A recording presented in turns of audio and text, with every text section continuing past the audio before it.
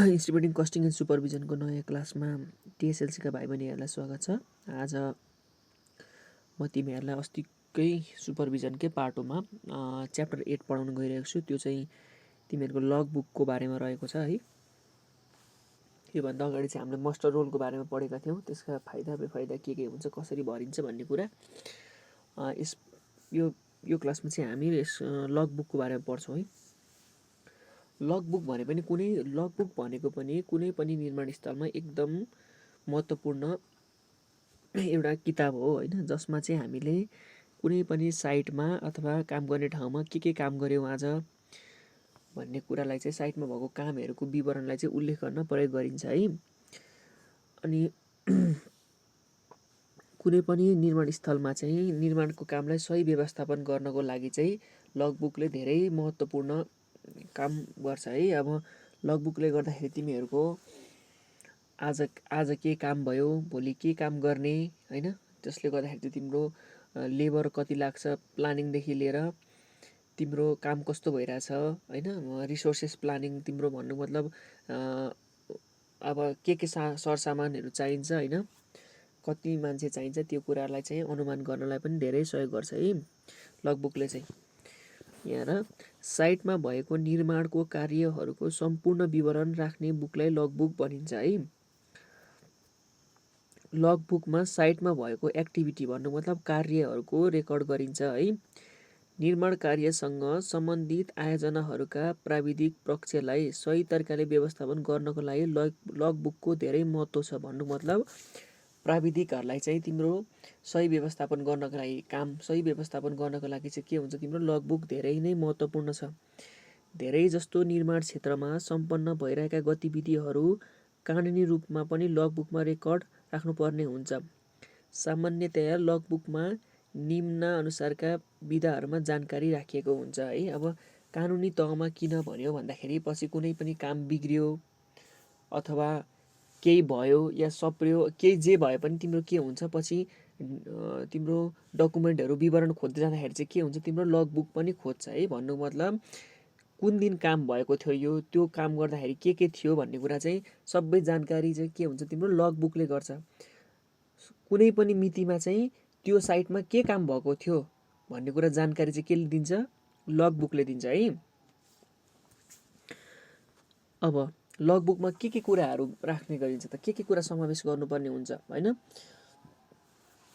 दैनिकी जस्तो हो है लगबुक भनेको चाहिँ। तिमीले आज दिनमा के, हामीले मान्छेहरूले दैनिकी लेख्छन् नि, त्यस्तै साइटमा चाहिँ के काम भयो भन्ने कुरा चाहिँ लेख्नलाई चाहिँ के गर्नुपर्छ, लेख्ने कार्यलाई चाहिँ के भनिन्छ, लगबुक भर्ने काम भनिन्छ है।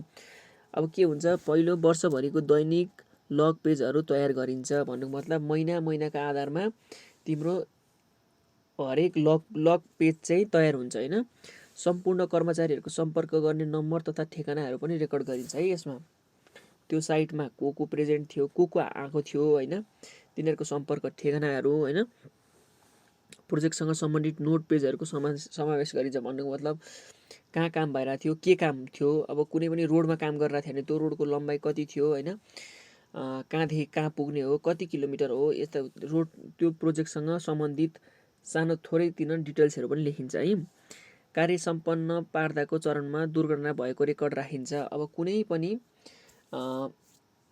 काम गर्दाखेरि तिम्रो अब कसैको लेबरको हात काट्यो या अथवा के भयो होइन, कोही लड्यो, गाडी दुर्घटना भयो भने चाहिँ के हुन्छ, त्यो कुरालाई पनि के गरिन्छ, तिम्रो लगबुकमा। भनेपछि तिम्रो साइटमा जेसुकै काम होस्, जेसुकै होस्, आज यो भयो त्यो भयो, कोही लड्यो, के सबै कुरा चाहिँ तिमीले के गर्नु पर्यो, लगबुकमा इन्ट्री गर्नु पर्यो होइन। सामग्रीहरूको प्रयोग अवस्था तथा समय उल्लेख गर्ने, कतिखेर समय प्रयोग गरियो होइन, कति प्रयोग गरियो होइन, त्यो कुरा। अनि सुरक्षा सम्बन्धी कार्यहरूको पुनर्विचार सहितको परीक्षण सूची तयार पारिन्छ। भन्नुको मतलब कतिको सेफ्टी छ होइन। अब कुनै प्रोजेक्टहरूमा चाहिँ तिम्रो के हुन्छ भन्दाखेरि एक्सप्लोसिभ अथवा बारुद हात हतियारहरूको पनि प्रयोग गर्नुपर्ने हुन्छ। त्यो कुरा चाहिँ सुरक्षाको प्रक्रिया कस्तो छ, के भइरहेछ भन्ने कुराहरू पनि तिमीले के गर्नुपर्छ, लगबुकमा चाहिँ इन्ट्री गर्नुपर्ने हुन्छ है। त्यस्तै गरी निर्माण कार्य सम्पन्न पार्नका लागि समयको व्यवस्थापन सम्बन्धी जानकारी समावेश गरिन्छ है। भन्नुको मतलब आज यो काम गर्ने, भोलि यो काम गर्ने होइन, एकछिन पछाडि यो काम गर्ने भन्ने कुरा, त्यो कुराहरू पनि के हुन्छ लगबुकमा चाहिँ तिमीहरूले आज यो काम गरियो त्यो काम गरियो भन्ने कुरा चाहिँ इन्ट्री गरेर राख्नुपर्ने हुन्छ है। अनि जागिर सुरु गरेको परीक्षण सूची समावेश गरिन्छ होइन, कहिले सुरु गरेको कहिले बन्द भयो होइन। अनि आयोजना बन्द भएको परीक्षण सूची समावेश गरिन्छ, कहिले बन्द भयो आयोजना होइन। सामग्रीहरूको लिस्ट तथा नाप एकाइहरूको रूपान्तरण गर्ने टेबलहरू है। अब अर्को चाहिँ टेक्निकल कुराहरू, अब सामग्रीहरू कहिले कहिले युज भयो, के भयो, कति भयो होइन, त्यो सबै कुरा चाहिँ के गरिन्छ लगबुकमा तयार गरिन्छ। यो भनेको चाहिँ के हो तिम्रो वर्षैभरिको कुरा भयो भन्नु मतलब तिमीले हरेक दिनै भर्दै गएपछि के हुन्छ महिनाको रेकर्ड बन्छ, महिना भर्दै गएपछि के हुन्छ तिम्रो वर्षको रेकर्ड बन्छ। अनि वर्ष भर्दै गयो भने के हुन्छ तिम्रो एउटा प्रोजेक्टभरिको एउटा लगबुक तयार हुन्छ। अनि त्यो लगबुक चाहिँ तिम्रो के हुन्छ एउटा लिगल डकुमेन्ट, एउटा कानुनी आधार जस्तो पनि हुन्छ। पछि केही परिआयो भने यो मितिमा यो काम भएको थियो, यो योजना हाजिर थिए होइन, यो दुर्घटना भएको थियो, त्यो कुराहरू चाहिँ के हुन्छ तिम्रो लगबुकले जानकारी दिन्छ है। यो भनेको चाहिँ लगबुकको काम भयो। अब लगबुक बनायो, लगबुकमा यो भर्नुपर्छ। अब लगबुक भरेपछि के फाइदा हुन्छ त, रेकर्ड लगबुकले के दिन्छ हामीलाई भन्दाखेरि डेली प्रोग्रेस रिपोर्ट अथवा एक्टिभिटी इन्ट्री गर्न तथा चेक गर्न। भन्नु मतलब तिम्रो आज कति काम प्रोग्रेस भयो, आज कति काम भयो, कति काम भएन, सोचे जस्तो काम भयो कि भएन होइन, त्यो कुराहरू चेक गर्न सकिन्छ। अब के काम भयो भन्ने कुरा जानकारी लिनलाई होइन।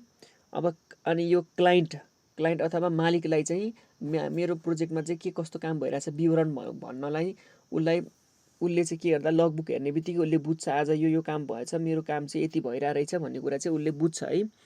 रेट एनालाइसिस गर्नलाई भनेपछि काम कतिको गर्दा रहेछन् होइन, काम गर्ने उनीहरूको क्षमता कस्तो छ, त्यो क्षमता अनुसार चाहिँ के हुन्छ तिम्रो रेट पनि फरक हुने गर्छ। अनि त्यो रेटहरू एनालाइसिस गर्न पनि काम लाग्छ। कन्स्ट्रक्सन सेड्युल तयार पार्न, अब मेन भनेको चाहिँ तिम्रो के हो कन्स्ट्रक्सन सेड्युल भनेको के हो तालिका सूची बनाउन, रुटिन बनाउनलाई भन्नु मतलब कन्स्ट्रक्सन सेड्युल भनेको चाहिँ एउटा रुटिन जस्तो के तिम्रो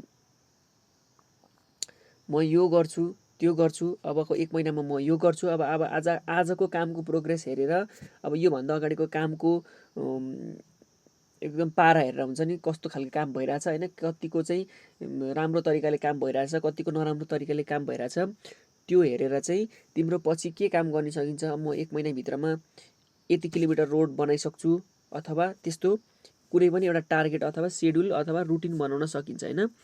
अनि पेमेन्टको लागि पनि अब मस्टर रोल बनाउन पनि यसले धेरै सहयोग पुर्याउँछ, किनभने यसमा पनि तिम्रो कतिजना मान्छे हाजिर भएका थिए, के काम भएको थियो भन्ने कुरा चाहिँ यसमा पनि इन्ट्री हुने भएको हुनाले मस्टर रोल पनि बनाउन एकदम सहयोग पुर्याउँछ है यसले। यो भयो तिम्रो लगबुकको कामहरू है। अब लगबुकमा चाहिँ के कुरा समावेश गरेको हुनु पर्यो, लगबुकको फर्मेट, लगबुकमा के हुन्छ है। अब त्यो अगाडि भनेको कुराहरू त त्यो भनेको चाहिँ तिम्रो जेनरल कुराहरू भयो होइन, साधारण कुराहरू भयो। अब यो भनेको चाहिँ एक्ज्याक्टली तिम्रो फर्मेट चाहिँ कस्तो हुन्छ, फारम चाहिँ कस्तो हुन्छ, लगबुक फारम कस्तो हुन्छ है। एउटा भनेको मिति गरिएको है, कहिले रेकर्ड गरेको, आजको मिति, अब आजको काम गर्ने हो भने आजको मिति लेख्नु पर्यो होइन, दिन के बार पर्छ होइन, मिति लेख्नु पर्यो, कार्य सम्पन्न भएको होइन। अनि कन्ट्र्याक्टर को छ होइन, कार्यको नाम। अब तिमीहरूले आज कुनै पनि एउटा ठाउँ सफा गर्नुपर्ने थियो भने के सफा गर्नुपर्ने थियो, त्यो कार्य सम्पन्न भएको कार्यको नाम लेख्ने, कार्यको नम्बर। अब त्यो नम्बर लेख्दै अगाडिदेखि इन्ट्री गर्दै चलानी नम्बर लेख्दै आउँदाखेरि कार्यको नम्बर पनि हुन्छ होइन।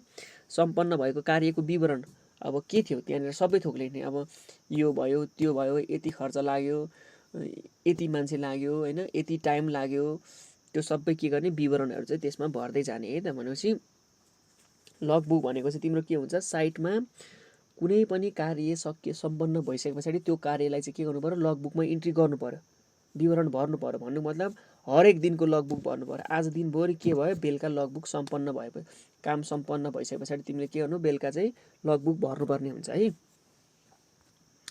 अनि कार्य सम्पन्न हुँदा बन्ने समयमा कार्य सम्पन्न हुनलाई बाधा पुर्याउने तथ्य, अब के कामले काम रोकियो होइन, काम सकियो भने कसरी सकियो, सकिएन भने कसरी सकिएन, के बाधा आयो होइन, त्यो बाधाहरू पनि लेख्ने।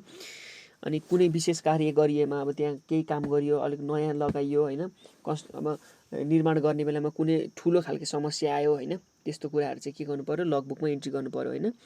अनि यस पछाडि तिमीहरूले के गर्नु पर्यो, त्यहाँनिर चाहिँ सुपरभाइजरको चाहिँ दस्तखत गराउनु पर्यो। तिमीहरूले लगबुक इन्ट्री गराएपछि सुपरभाइजरलाई आज यो काम भएको थियो भनेर त्यहाँको सुपरभाइजरलाई साइन गराउने। अनि सुपरभाइजरको साइनको मिति कुनै पनि अब कोही इन्जिनियर छ भने इन्जिनियरहरूलाई अथवा त्यो प्रोजेक्टको अलिकति सिनियर मान्छेलाई चाहिँ के गर्नु पर्यो, तिमीहरूले दस्तखत गराउनु पर्यो है। अनि त्यो मिति पनि दस्तखतमा हुनु पर्यो। अब फर्मेटमा यही छ तिमीहरूको।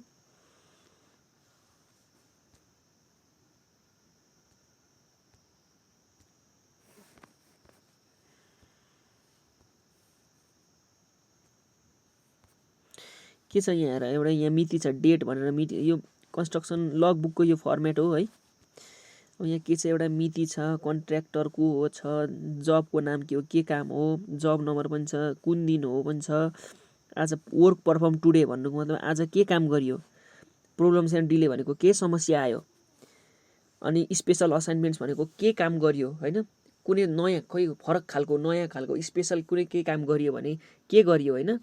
सुपरभाइजरको सिग्नेचर यहाँ लाउनु पर्यो, डेट यहाँ लाउनु पर्यो है। यो भनेको चाहिँ के हो, तिम्रो लगबुकको एउटा फर्मेट हो है।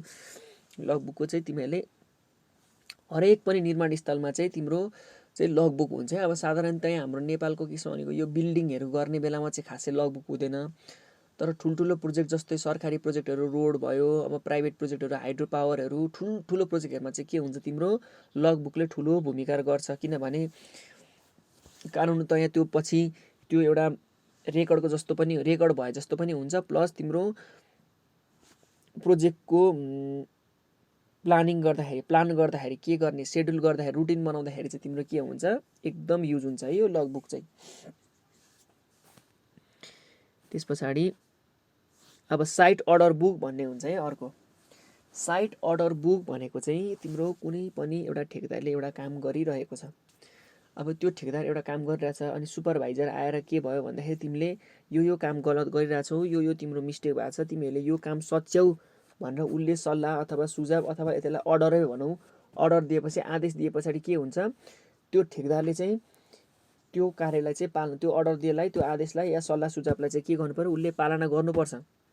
हो त्यो पालना गर्छु भनेर चाहिँ ठेकेदारले दस्तखत गर्ने एउटा फारम अथवा बुकलाई चाहिँ के भनिन्छ, साइट अर्डर बुक भनिन्छ। भनेपछि कुनै पनि काम अराइसके पछाडि चाहिँ त्यो काम म गर्छु भनेर ठेकेदारले दस्तखत गरे पछाडि चाहिँ के हुन्छ, ऊ एउटा प्रमाण जस्तो हुन्छ। उसले किनभने गरेन भने तैँले अस्ति नै यहाँ दस्तखत गरेको थिइस्, किन गरिनस् भनेर हामीले एउटा स्ट्यान्ड पनि हुन्छ होइन ठेकेदारलाई काम गराउनको लागि। त्यही भएर त्यो चाहिँ गराउनु पर्ने हुन्छ है।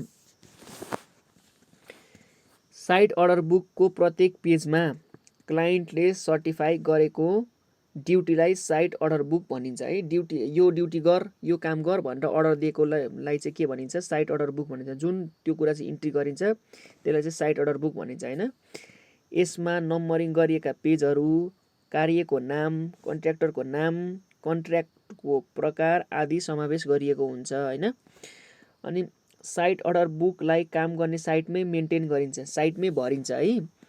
अनि साइट इन्चार्जले आफ्नो अब्जर्भेसनलाई दैनिक रूपमा उक्त बुकमा इन्ट्री गर्ने गर्दछ, जसमा कुनै क्वालिटी मेन्टेन तथा इम्प्रुभमेन्ट गर्नुपर्ने भएमा उल्लेख गरिएको हुन्छ। ल अब तिमी त्यो साइट हेरिरहेछौ, एउटा कुनै ठाउँमा ढलाइ भइरहेको ठाउँमा गइरहेछौ, तिमीले ढलाइ जाँदाखेरि तिम्रो ढलाइमा चाहिँ सिमेन्ट उसले कम हालिरहेको अथवा उसले लाइन लेभल नमिलाएको देख्यौ, त्यसपछि तिमीले के भन्नु पर्यो, तिम्रो कर्तव्य, तिमी सुपरभाइजर भइसकेपछि तिमीले यो मिलाऊ भनेर भन्नु पर्यो है। अनि मिलाऊ भन्ने उसले चाहिँ के गर्ने, अब यहाँनिर के गर्नुपर्छ, कुनै पनि क्वालिटी मेन्टेन तथा इम्प्रुभमेन्ट गर्नुपर्ने भएमा, अब क्वालिटी बनाउनलाई अथवा त्यही भइरहेको क्वालिटीले नै अझ बढाउनलाई चाहिँ गर्नु पर्यो भने उसले तिमीलाई सुझाव गर्नु पर्यो। हो उक्त सुझावलाई कन्ट्र्याक्टरले समर्थन गर्दै साइन गर्नु पर्दछ। कन्ट्र्याक्टरले पनि के गर्नुपर्छ, साइन गरेको हुनुपर्छ। हो त्यसलाई चाहिँ के भनिन्छ, साइट अर्डर बुक भनिन्छ है। अब साइट अर्डर बुकमा के हुन्छ, निम्न कुराहरू समावेश हुन्छ है। यहाँ हेर, साइट अर्डर बुकमा डेटा भरेको मिति, कहिलेको मिति होइन, कार्यको अवलोकन गरी प्रस्ताव गरिएको सुझाव सल्लाहहरू, के सुझाव सल्लाह प्रस्ताव गर्यो त सुपरभाइजरले होइन, यो गर त्यो गर भनेर उसले सुझाव सल्लाह दियो। तेस्रोमा के हुन्छ, कन्ट्र्याक्टर तथा कन्ट्र्याक्टरको प्रतिनिधिले सुधार गर्नुपर्ने कार्यमा मन्जुरीनामा गरिएको प्रमाणित गर्नको लागि सही नाम र सही गरेको मिति।